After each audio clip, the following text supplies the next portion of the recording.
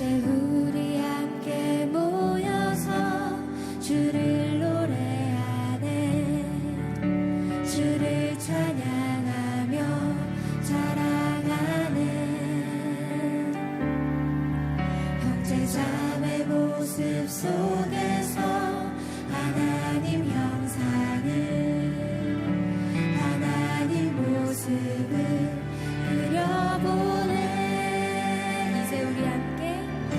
이제 우리 함께 모여서 주를 노래하네. 주를 찬양하며 자랑하네. 형제자매 모습 속에서 하나님 형상을, 하나님 모습을 그려보네. 주는 나의 모습 있는 그대로 모두 사랑하셨네. 사랑하셨네. 나도 당신 모습 지금 그대로 그저 사랑하리라.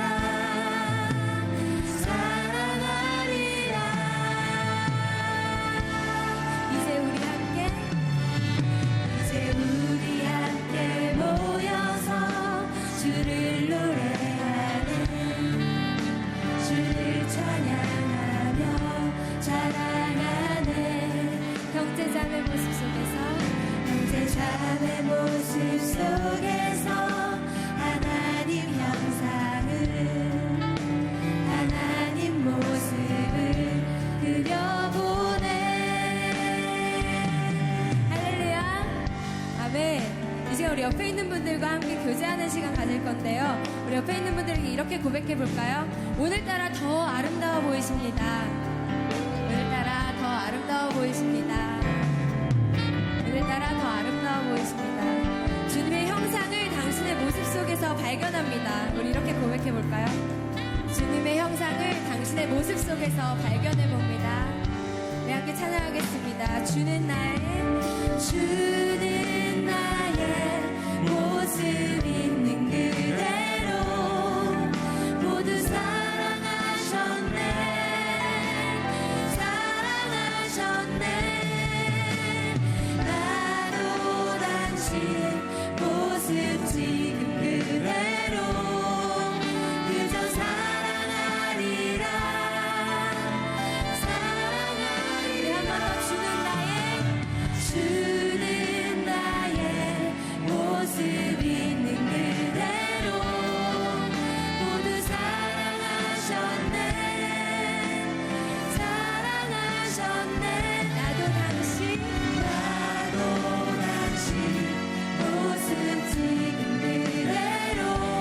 옆에 분들을 바라보면서 사랑을 고백합시다. 사랑하리라.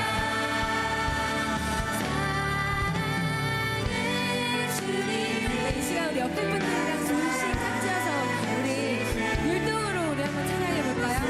네, 우리 두 분 앞에 나와서 알려주세요. 사랑의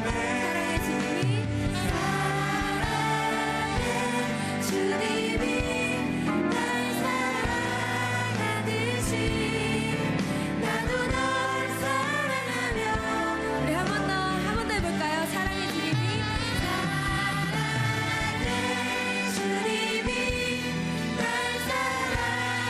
사랑하시네. 내 모습 이대로 받으셨네. 주님이 날 사랑하듯이 나도 널 사랑하며 섬기리. 주가 주신 사랑으로 섬기리. 날 사랑한 사랑으로 섬기리. 여기 옆에 분들 한 번 더 꼭 안아주실까요? 주님의 이름으로 사랑합니다. 주님의 이름으로 사랑하고 축복합니다. 네, 우리 안에 넘치는 이 사랑과 기쁨을 온전히 주님 앞에 올려드리는 귀한 시간 가졌으면 좋겠습니다. 우리 함께 박수하시면서 기뻐하며 함께 고백하겠습니다. 기뻐하며 함께 노래 부르리 소리 높여 할렐루야 한 번 더 기뻐하며 함께 기뻐하며 함께 노래 부르리 소리 높여 할렐루야 부르리 주님 앞에 나와 찬양 드리며 우리 주님과 함께 기뻐하리라 나의 창조자 나의 창조자 나의 구원자 가장 귀한 나의 예수님 찬양합니다 나의 치료자 나의 사랑 목자 되신 주 예수 나의 주 찬양하리 우리 계속해서 박수하시면서 처음부터 고백할까요? 기뻐하며 기뻐하며 함께 노래 부르리 소리 높여 소리 높여 할렐루야 할렐루야 부르리 주님 앞에 주님 앞에 나와 찬양 드리며 우리 주님과 함께 기뻐하리라 나의 창조자 나의 구원자 가장 귀한 나의 예수님 찬양합니다 나의 치료자 나의 선한 목자 되신 주 예수 나의 주 찬양 한번 더 고백할까요? 나의 창조자 나의 창조자 나의 구원자 가장 귀한 나의 예수님 찬양합니다 나의 치료자 나의 선한 목자 되신 주 예수 나의 예수 나의 주 예수 한번 더 예수 나의 주 나의 주 찬양 우리 계속해서 박수하십시다. 우리 하박국의 고백을 우리 함께 찬양하실 텐데요. 무화과 나뭇잎이 마르고 포도 열매가 없어도 온전히 주 여호와 한 분만으로 만족하는 우리가 되기를 소망합니다. 나뭇잎이 마르고 포도 열매가 없으며 나무 열매 그치고 논밭에 식물이 없어도 우리의 양떼가 없으며 외딴 송아지 없어도 난 여호와로 여호와로 즐거워하니 난 여호와로 즐거워하니 구원의 하나님을 인해 기뻐하니 무화과 나뭇잎이 나뭇잎이 마르고 포도 열매가 없으며 감람나무 열매 그치고 논밭에 식물이 없어도 우리의 양떼가 없으며 외딴 송아지 없어도 난 여호와로 여호와로 즐거워하니 난 여호와로 즐거워하니 구원의 하나님을 인해 기뻐하니 계속해서 머리 위로 박수하십시다.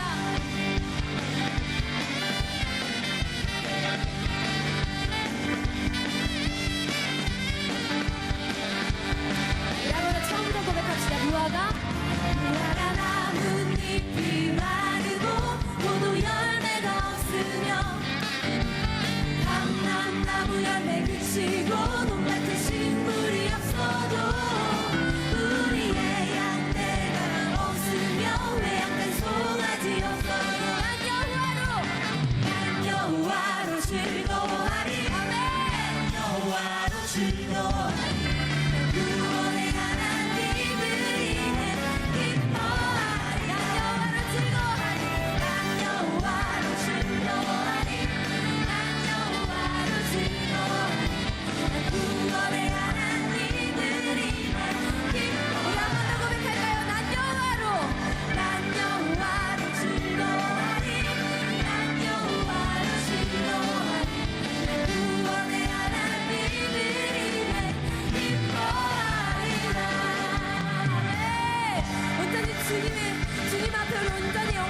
박수 올려드립시다. 할렐루야. 우리 보좌 앞에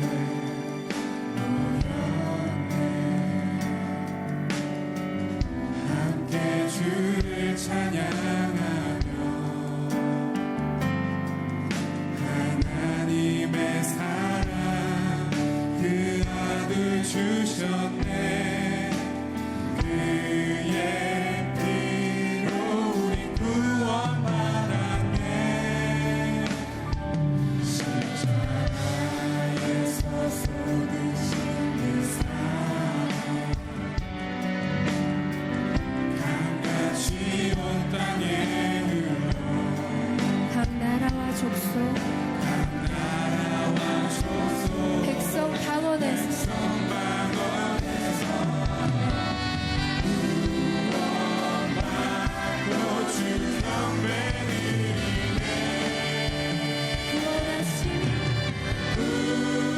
구원하심이 보좌에 앉으신 우리 하나님과 어린 양께 있도다.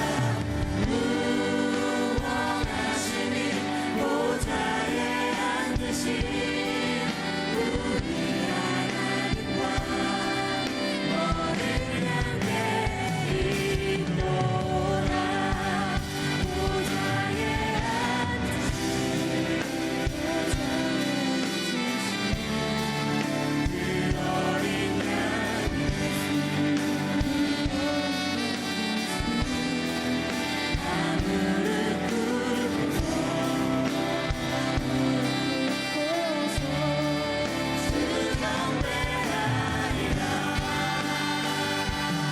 찬송과 존귀와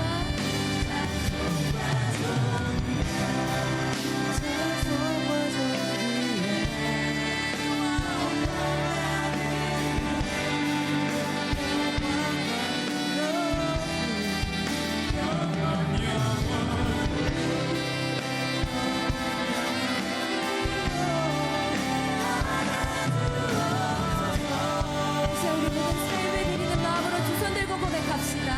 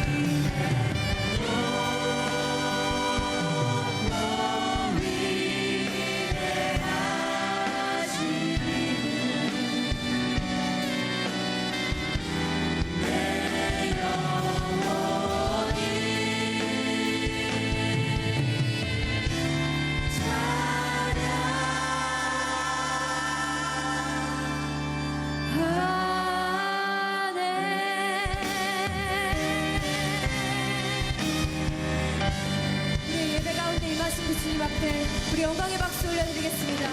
할렐루야.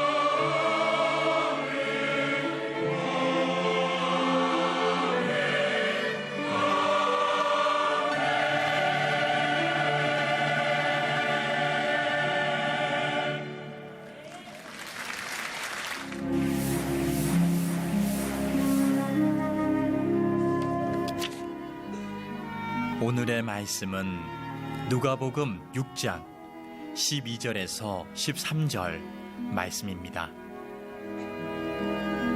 이때에 예수께서 기도하시러 산으로 가사 밤이 새도록 하나님께 기도하시고 밝음에 그 제자들을 부르사 그 중에서 12를 택하여 사도라 칭하셨으니. 아멘. 탈무드에 보면 이런 얘기가 있습니다. 한 율법학교 선생님이 제자들을 모아놓고 너희들 가운데 랍비의 자격을 갖추었다고 생각하는 사람이 있느냐? 그랬더니 한 학생이 손을 번쩍 들더니 선생님, 제가 그동안 열심히 훈련해서 저는 랍비의 자격을 갖추었다고 생각합니다. 그러면서 자기를 자랑하는 거예요. 저는 매일같이 혹독하게 저를 훈련해서 맨 땅에서도 잠을 잘 수 있고 또 풀을 뜯어먹으면서도 살 수 있고 그리고 저를 혹독하게 단련하기 위해서 매일같이 채찍으로 제 몸을 때리면서 저를 훈련해 왔습니다. 이 정도면 제가 랍비의 자격이 있지 않습니까? 그랬더니 선생님이 그 제자를 물끄러미 바라보다가 갑자기 옆에 있는 나귀를 가리키면서 이보게나, 저 나귀도 매일같이 맨 땅에서 잠을 자고 풀을 뜯어먹고 살지, 그리고 주인의 채찍을 맞으면서 걸음을 걷지. 자네가 훈련했다고 하는 것은 결국 랍비의 자격이 아니라 나귀가 될 자격을 갖춘 걸세. 실망한 이 제자가 1년을 어디론가 가서 소식이 없더니 1년 뒤 다시 돌아와서 선생님께, 선생님 지난 1년 동안 제가 다시 정말 열심히 해서 랍비의 자격을 갖추고 왔습니다. 그래, 뭘 갖추고 왔느냐? 그랬더니 제가 도서관에 가서 모든 책들을 외우다시피 열심히 읽었습니다. 탈무드의 내용도 많이 외웠습니다. 이 정도면 내가 선생, 랍비가 될 자격이 되지 않겠습니까? 그랬더니 선생님이 그를 가리켜 자네는 도서관 사서의 자격을 갖춘 것이지 랍비의 자격을 갖춘 것은 아닐세. 그리고 또 퇴짜를 놨다는 거예요. 여러분, 이 탈무드에서 우리에게 주는 교훈은 정말 중요한 본질을 잃어버리고 형식적인 것을 아무리 많이 갖추었다고 해서 그것이 그 사람의 운명을 바꿀 수 있는 문제가 아니라는 거예요.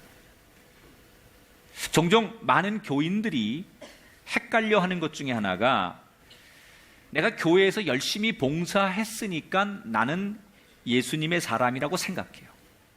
난 누구보다도 헌금을 많이 했으니까 이제부터 하나님의 사람일 거라고 생각해요. 아니, 내가 성경 지식을 남보다 많이 공부해서 알고 있으니까 나는 하나님을 많이 안다라고 생각해요. 물론 봉사도 열심히 하고 헌금도 많이 하고 성경의 지식을 많이 아는 게 중요합니다만 그게 전부일까요? 그보다 더 중요한 본질적인 게 있을 거예요. 우리는 교회를 그저 사람들이 모이는 곳 내지는 이 교회가 예배하는 곳 이런 정도로 피상적으로 교회를 많이 생각합니다. 근데 사실은 교회는 본질적으로 꼭 교회가 해야 될 중요한 것들이 있어요. 오늘 예수님께서 사역이 점점점 많아지면서 그 사역을 혼자 감당할 수 없으니까 소위 핵심 인물들, 예수님의 12제자를 부르시는 이야기가 나와요.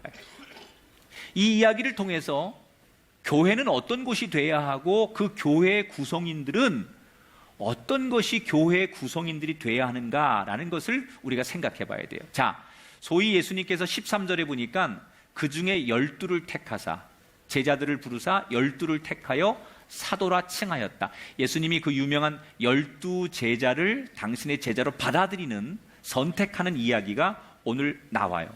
결국 이 제자들이 나중에 초대교회의 근간을 이루고 기독교 역사를 만들어가는 중요한 인물들이 됩니다. 너무 중요한 작업을 하시는데 예수님께서 이렇게 사람을 선발하는데 제일 먼저 뭘 하시느냐? 12절을 볼게요. 같이 읽어볼까요? 이때 예수께서 기도하시러 산으로 가사 밤이 새도록 하나님께 기도하시고. 자, 사람을 뽑을 때 예수님께서 제일 먼저 하신 일이 뭐냐? 프로필 받아놓고 어떤 사람의 스펙이 좋고 어떤 사람이 똑똑하고 어떤 사람이 성적이 좋은지 그런 거 보지 않으셨다는 거예요. 한 사람씩 불러다가 심층 면접하면서 이 사람의 성향이 어떤지, 내가 원하는 사람인지 이런 거 보시고 선택한 게 아니라는 거예요. 뭘 했어요? 사람을 뽑기 전에 자신의 몸을 이끌고 산으로 올라가셨어요. 아마도 이 땅에서 가장 가까이 하나님을 바라볼 수 있는 그 자리가 산이라고 생각하셨든지 산 위에 올라가서 밤이 새도록 그는 기도라고 하는 통로를 통해서 하나님과 대화를 나누셨어요. 뭘 말씀하시는 걸까요? 이 성경이 예수님의 인생에 있어서 내가 이제 이 땅에서 이 군중들과 오랫동안 함께 하지 못하는 걸 예수님이 아세요. 내가 처음부터 하나님의 보냄을 받아 이 땅에 온 것은 구속의 사역, 십자가를 지면서 인간의 죄를 다 내가 대신 짊어지고 죽어야 하는 게 예수님의 사명이라는 걸 아셨기 때문에 내가 결코 이 땅에서 이 많은 군중들과 오래 있을 수 없기 때문에 내가 이 땅을 떠나더라도 나와 같은 마음으로 일할 수 있는 중요한 사람들을 세워놓는 것이 예수님의 일이에요. 그러니까 이 중요한 일을 하면서 예수님께서 제일 먼저 하신 일이 뭡니까? 기도하신 일이라는 거예요. 그리스도인이 된다는 것 중에 제일 중요한 게 뭐냐, 여러분? 교인이 되면 제일 먼저 나타나는 변화 중에 하나가 기도할 줄 알아야 돼요. 교회가 교회다워지는 건 기도하는 거예요. 내가 그리스도인이 됩니다, 내가 예수를 믿습니다 라고 하는 것 속에 첫 번째 변화는 저는 다른 거 아니라고 생각해요. 하나님 앞에 기도할 줄 알아야 된다고 생각해요. 저와 여러분도 인생을 살다 보면 아주 중요한 문제를 결정해야 될 때가 있을 거예요. 내 운명, 우리 가정의 운명을 판가름할 중요한 문제를 여러분들이 결정하셔야 된다면 여러분 지금까지 그 중요한 결정을 앞두고 뭘 하셨습니까? 많은 사람들의 의견을 묻습니까? 멘토를 찾아가서 내가 이 중요한 결정을 해야 되는데 어떻게 해야 됩니까? 라고 물으십니까? 아니면 밤이 새도록 걱정을 하며 고민을 하십니까? 우리 생각에는 예수님께서 좋은 사람을 뽑아내시려고 했다면 이왕이면 여러 각도에서 이 사람 검증도 하고 크로스 체킹도 좀 하고 때로는 시험도 치르고 그래서 골라내서 좋은 사람을 뽑으면 좋을 텐데 예수님은 그런 세상적인 기준, 사람의 기준에 의해서 사람을 뽑지 않았어요. 어떻게 해요? 산 위에 기도하러 올라갔다는 건 뭘 말하는 거예요?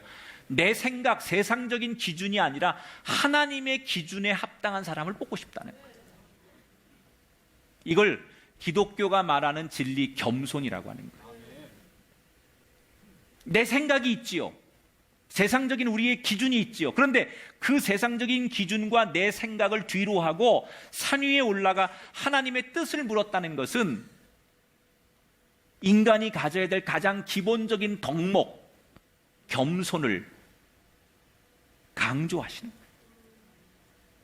여러분, 기도할 줄 아는 사람은 말 잘해서 기도하는 게 아니에요. 교회 오래 다닌다고 기도하는 게 아니에요. 기본적으로 그 마음속에 겸손을 겸비한 사람이 기도할 줄 알아요. 아멘 할 줄 아는 사람도 내가 볼 땐 겸손한 사람이 아멘 하죠.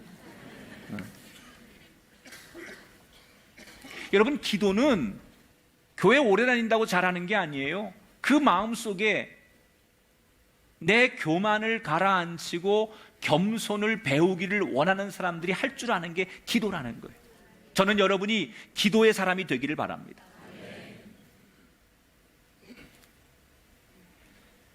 요즘 그 20대, 30대 이런 젊은 세대를 가리켜서 제너레이션 메이비, 우리말로 결정장애 세대, 이런 말을 많이 써요. 이 말은 올리버 에게스라고 하는 사람이 어느 칼럼에 이 제너레이션 maybe라고 하는 말을 처음 쓰면서 요즘 세대가 뭔가를 결정해야 될 때 yes냐, no 뭐 이렇게 결정을 하면 좋을 텐데 maybe, 글쎄요. 뭘 물으면, 뭘 결정해야 되면 결정을 못하고 이도 저도 아닌 글쎄요 라고 대답하는 세대가 요즘 젊은 세대다. 이렇게 말을 하면서 이게 요즘 굉장히 이제 이 용어들을 많은 사람들이 사용하고 있는데, 올리버 에게스가 칼럼에서 왜 요즘 젊은 세대들이 이 결정을 잘 못하는 그런 결정 장애를 가지고 있느냐, 아날로그 시대에서 디지털로 넘어오면서 우리가 풍족해졌다는 거예요.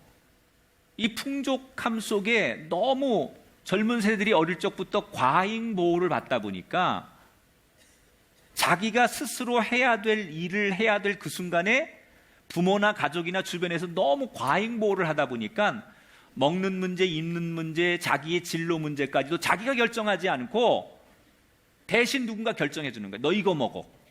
너 이거 입어. 너 전공도 이거 하고 대학도 이거 가고 너 결혼도 이 사람이랑 하고 너 이렇게 살아야 돼. 이렇게 누군가가 대신 결정해 주는 걸 자꾸 경험하다 보니까 자기가 결정해야 되는 훈련이 안 돼 있어서 결국 성인이 되고 사회에 독립된 인생이 되어도 스스로 뭔가를 결정하지 못하는 그런 장애를 가지고 살더라는 거예요. 사랑하는 여러분, 여러분은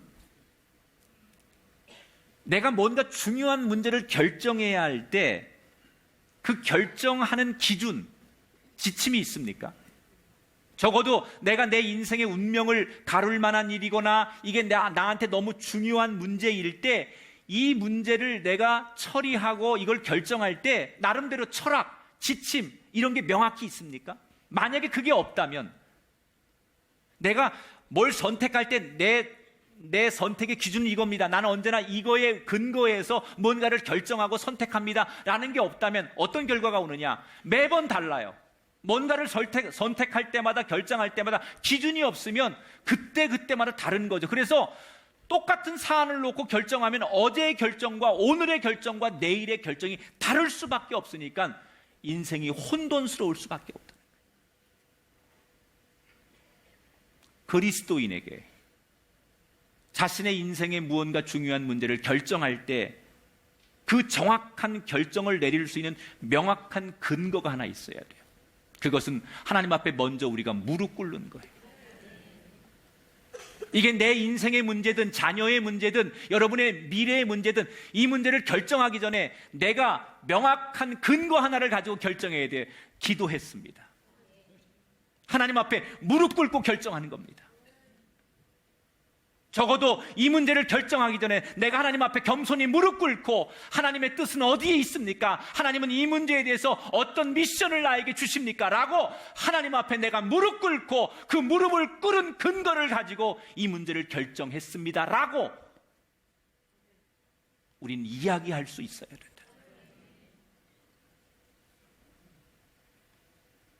그게 그리스도인이에요. 만약에 그것이 아니라면 우리도 역시 결정장애를 가질 거예요. 왜? 사람의 얘기를 듣고 다른 사람의 판단으로 결정을 하게 되면 이 사람 얘기 다르고요, 이 사람 얘기 다르고요, 이 상황에서는 이렇게 얘기하고요, 또 상황이 좀 변하면 이 사람은 이렇게 얘기하니까 그건 근거가 될 수가 없어요. 그런데 하나님은 언제나 우리에게 사랑으로 그리고 말씀으로 정확한 지침을 주세요. 하나님을 따르는 사람들에게 어떤 중요한 문제를 결정할 때 그 결정 장애가 없이 살려면 기도하는 거예요. 기도한다는 것은 내 인생의 주인이 하나님이십니다. 난 하나님을 신뢰합니다. 난 하나님이 주시는 은혜로 삽니다 라고 하는 것을 고백하는 겸손의 표현이 기도이기 때문에 내 삶의 주인 되시는 하나님이 주시는 은혜로 결정한다면 그 결정은 어제의 결정과 오늘의 결정과 내일의 결정이 같을 수밖에 없다는 거예요. 나는 우리 모든 성도들이 이제는 인간의 지식 또는 감정, 사람들의 많은 이야기 속에 소위 다수가 얘기하는 것 속에 우리의 인생을 맡기는 사람이 아니라 신실하신 하나님, 우리 인생의 주인 되신 하나님, 그분께 내 인생의 문제를 맡기고 답을 듣고 결정할 수 있는 그 근거로 인생을 살아갈 수 있는 저와 여러분이 되기를 축복합니다. 여러분, 예수님이 무능하기 때문에 하나님 앞에 이 의견을 물었을까요? 그렇지 않아요. 우리가 지금 예수님에 대한 공부를 하고 있지만 예수님은 누구보다도 탁월한 분이에요. 자신의 의견과 기준이 얼마든지 앞설 수 있는 분이에요. 그러나 예수님의 사역에, 예수님의 사상에 가장 중요한 것이 뭐냐? 겸손이에요. 인간이 제일 멋있을 때는 언제인 줄 아십니까? 저 사람 분명히 능력이 있어요, 힘이 있어요. 그런데 그걸 절제하는 거예요. 여러분, 무협 영화 같은 거 보십시오. 진짜 고수는 함부로 칼을 뽑지 않아요. 장풍을 아무 데서나 날리는 애들은 그건 사이비야, 사이비. 아무 데서나 장풍을 오이쉿 이거는 진짜 고수가 아니라 하수들이지, 하수들. 진짜 고수들은요, 함부로 자신의 힘을 쓰지 않아요.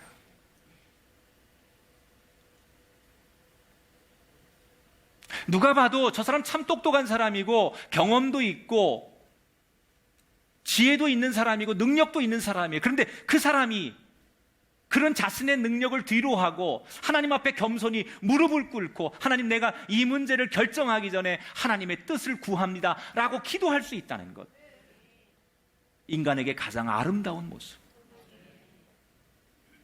가장 귀한 모습. 나는 그 모습이 여러분의 인생의 그림자가 되고 여러분 삶의 자아상이 되시기를 주의 이름으로 축원합니다.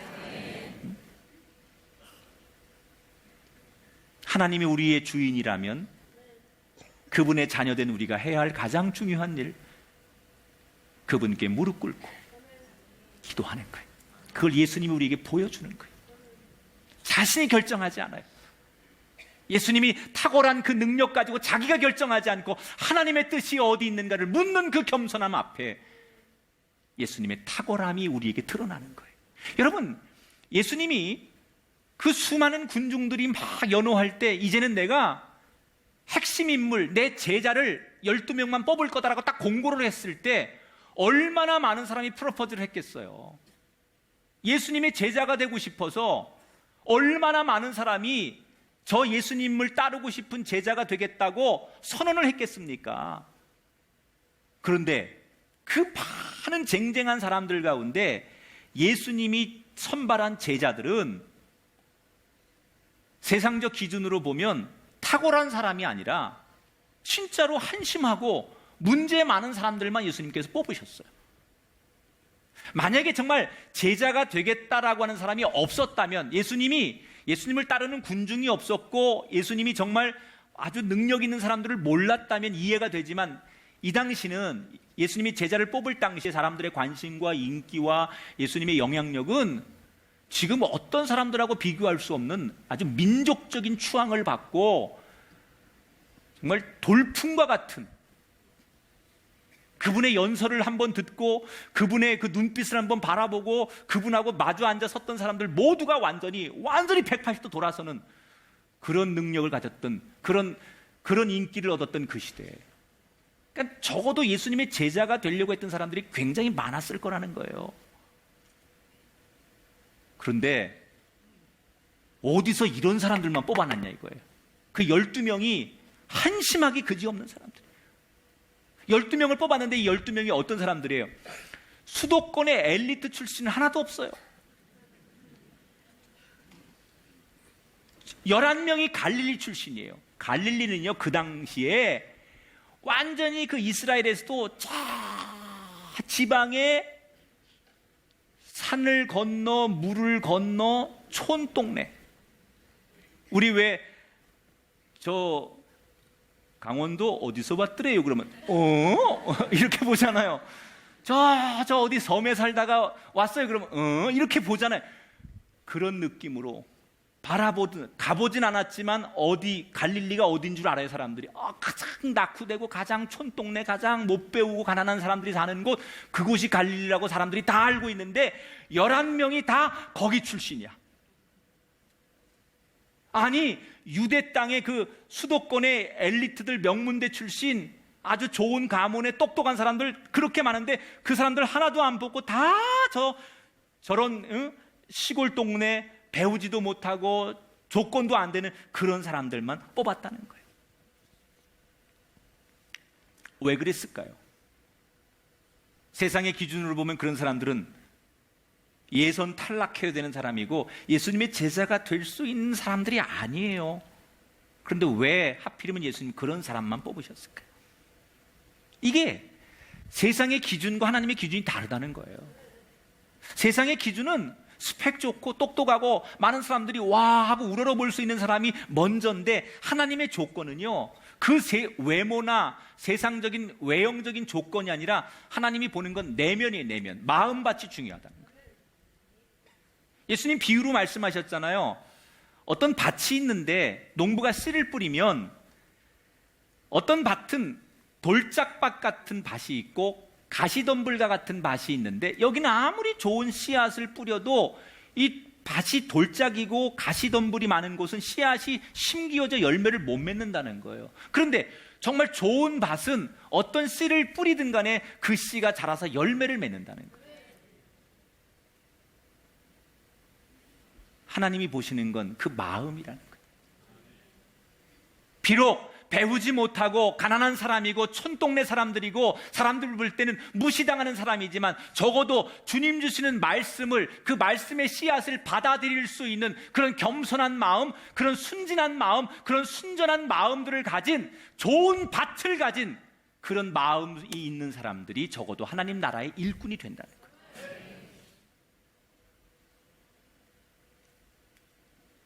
여러분, 정말 여러분의 인생도 하나님 앞에 하나님이 쓰시는 그 한 사람 되기를 사모하십니까? 그렇다면 여러분의 마음이, 여러분의 심령이 좋은 밭이 되길 바랍니다.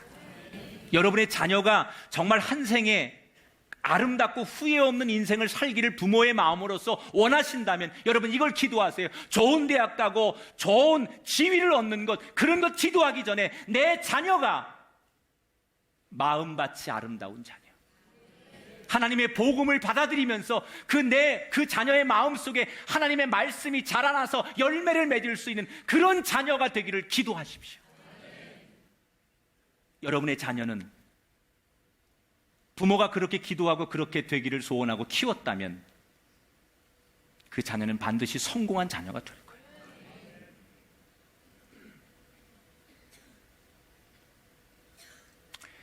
대개는 다 그런 건 아니지만 이 지식인들이 갖는 약점 중에 하나가 뭐냐면 자기 주장, 자기 생각이 많죠. 왜냐하면 자기는 많은 공부를 했고 책도 읽었고 자기의 논리가 있으니까. 지식인들은 자기 생각이 강해요. 자기 주장이 강해요. 그래서 어떤 것을 쉽게 받아들이지는 않아요. 이게 좋을 수 있는데요, 생각해 보세요. 정말로 이게 좋은 건데, 진리인데 내 생각이 너무 강해서, 내 주장이 너무 많아서, 내 생각이 너무 많아서 이걸 못 받아들인다면 여러분 이게 너무 큰 문제 아닙니까? 자기가 공부한 그 지식이, 자기가 읽은 그 책이, 자기가 생각한 그 주장이 너무 강해서 진짜 진리인데, 진짜 좋은 건데 그게 자기 생각이 너무 강해서 못 받아들인다면 결과적으로 이건 너무 어리석은 거 아닙니까? 때로는 내 주장을 굽히고 그저 나보다 훨씬 못한 사람의 이야기고 나보다 훨씬 약자의 이야기지만 그걸 받아들일 수 있는 마음밭, 그것을 수용할 수 있는 마음밭, 그것이 내 마음속에 자라날 수 있도록 심기어질 수 있는 마음밭, 이게 더 중요하다는 거예요. 그게 겸손이지요. 나는 그런 지식인들이 이 땅에 많아졌으면 좋겠어요. 내가 알고 있는 건, 내가 생각하는 건 많지만 누군가 던져준 바람과 같은 이야기가 내 마음에 담겨질 수 있는 겸손함, 그것이 이 땅의 지도자들에게, 지식인들에게, 지금 현대인들에게 필요하다는 거예요. 내가 볼 때는 아멘 안 하는 것도 교만의 일종이에요. 저는 오늘 이 제자들을 보면서 세상적인 스펙은 참 자랑할 만한 게 없는데 이 사람들을 예수님이 왜 좋아하셨을까? 두 가지 이유가 있다고 생각해요. 첫째는 주님이 불렀잖아요. 예수님이 자기들도 깜짝 놀라는 거예요. 저 유명한 예수님이 내 눈동자를 바라보면서 내 이름을 불러주면서 시몬아, 너 나를 따르라. 세무 공무원이었던 레위에게 너 나와 함께 일하자. 이렇게 손을 내밀고 프로포즈를 했을 때 이들은 생각도 못한 거예요. 아니 어떻게 내 이름을 아시고 어떻게 나 같은 사람을 이렇게 선택해 주시지? 아마 들으면서도 그 현실이 꿈인지 생신지 아마 그렇게 분간이 안 될 정도로 너무 당황했을 거예요. 그런데 중요한 것, 주님이 그들을 불렀을 때 이 제자 12명의 제자들의 공통점 첫 번째가 뭐냐면 즉각적인 순종, 다시 말하면 결단력이에요. 조금 전에 말했듯이 내 생각이 너무 많아가지고 내가 알고 있는 게 너무 많아가지고 내 인생의 계획을 내가 너무 많이 세워놔가지고 주님이 부르시는데 가만히 있어봐. 이게 맞는 건가? 내가 지금 이거 다 버려두고 가면 이게 계산을 해가지고 이게 내가 먹고 살만한가? 이게 내 미래가 보장되나? 주변에서는 뭐라고 말하지? 뭐 이렇게 생각이 많아가지고 주님의 그 부름 앞에, 프로포즈 앞에 결단하지 못한 사람들이 아니라 너무 단순하게 베드로가 모든 그물을 버려두고 그 많은 물고기를 버려두고 자신이 태어난 그 삶의 현장, 자신의 직업, 이 모든 것을 버려두고 예수님을 쫓았다고 했죠. 세리가 그 세무 공무원이라고 하는 자기의 특권과 자기가 누릴 수 있는 지위와 명예, 이 모든 걸 내려놓고 즉각 예수님을 따랐다고 했죠. 모든 사람들의 공통점이 즉각적 순종 결단이에요. 저는 오늘 여러분에게 이 은혜가 있기를 축복합니다. 위대한 사람들은 결단력이 있어요. 그것도 그 자리에서.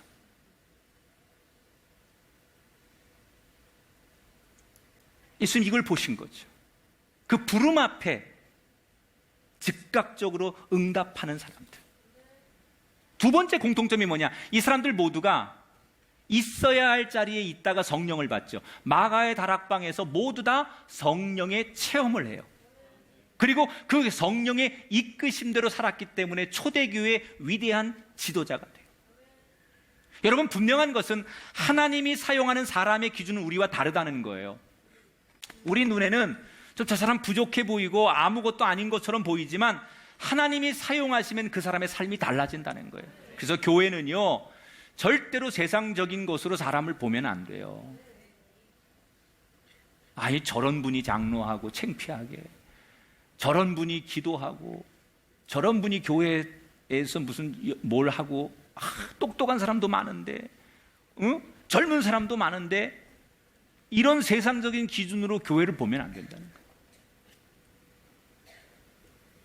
교회는 하나님의 기준.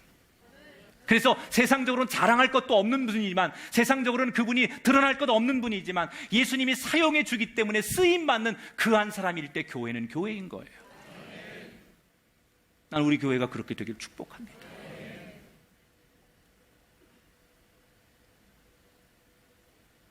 그래야 돼요. 그게 교회죠. 때로는 그런 저항을 좀 받아요.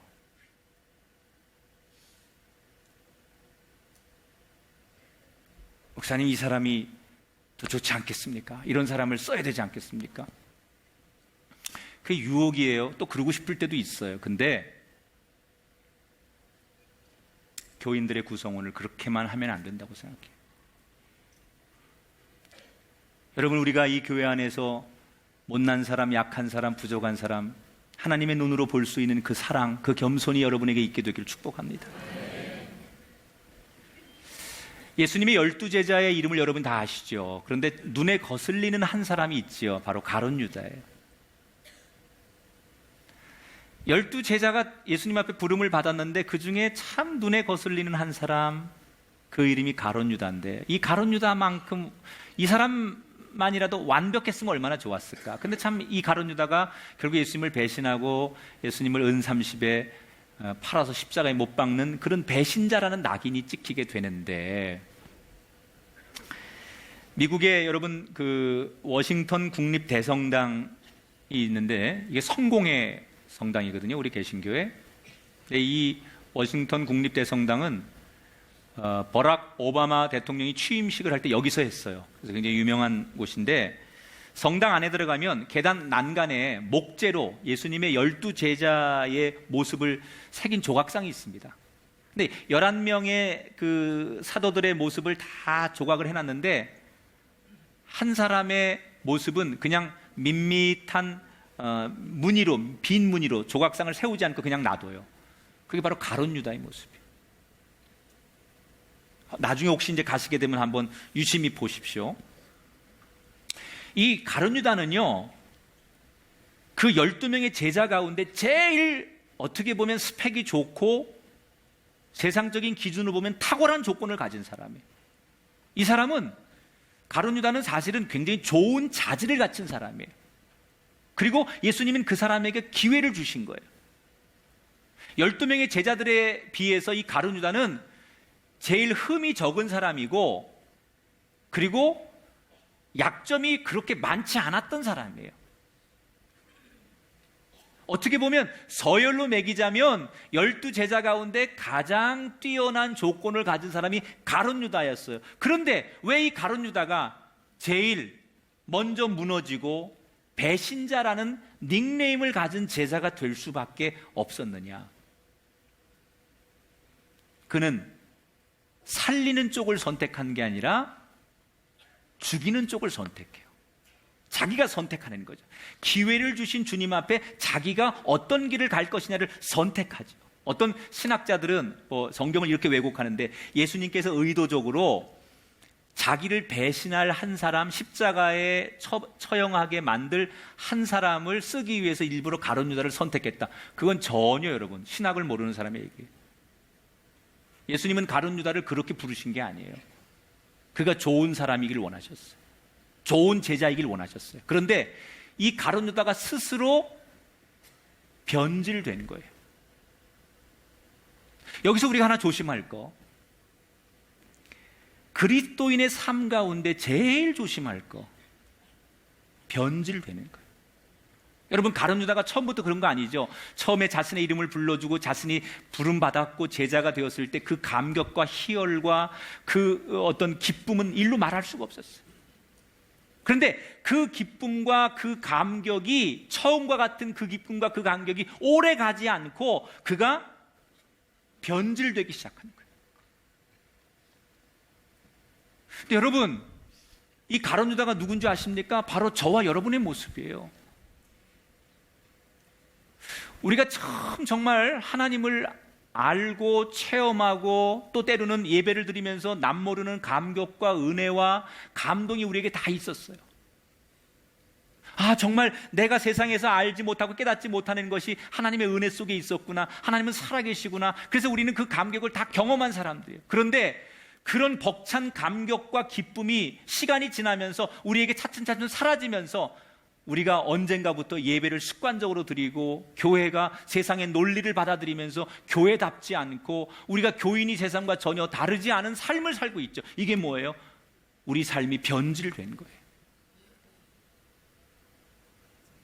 처음 예수님을 만났을 때 그 가룟 유다의 기쁨과 감격이 중간에 변질된 것처럼 언젠가부터 목사인 제가, 성도인 여러분이 우리 교회 안에서, 주님 안에서 변화되지 않고 변질되기 시작했어요. 그래서 우리 안에 그 하나님을 향한 가슴 벅찬 기쁨보다는 여전히 세상적이고 인간적인 생각으로 가룟 유다처럼 살리는 쪽을 선택한 게 아니라 죽이는 쪽을 선택하는 비판적인 사람이 되기 시작하는 거예요.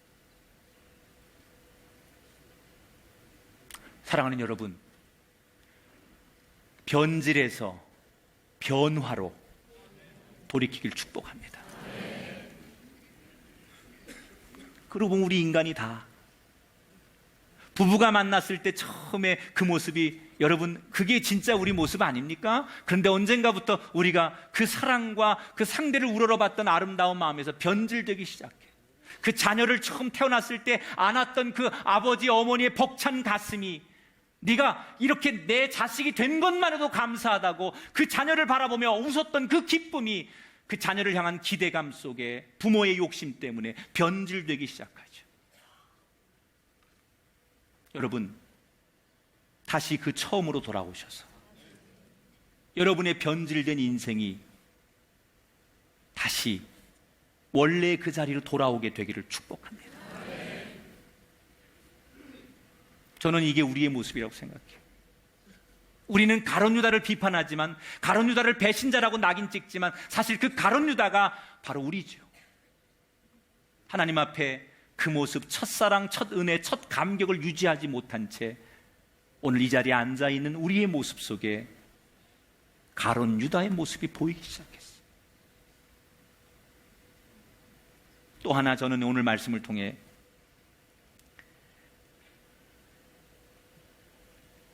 문제는 밖에 있는 게 아니더라고요.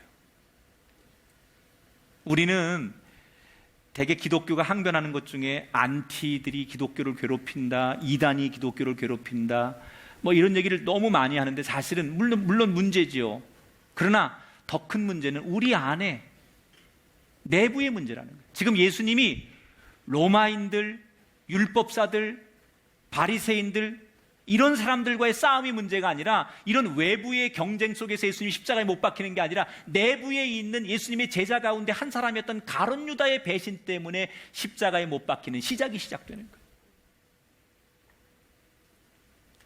우리 안에 문제가 있다는 거예요.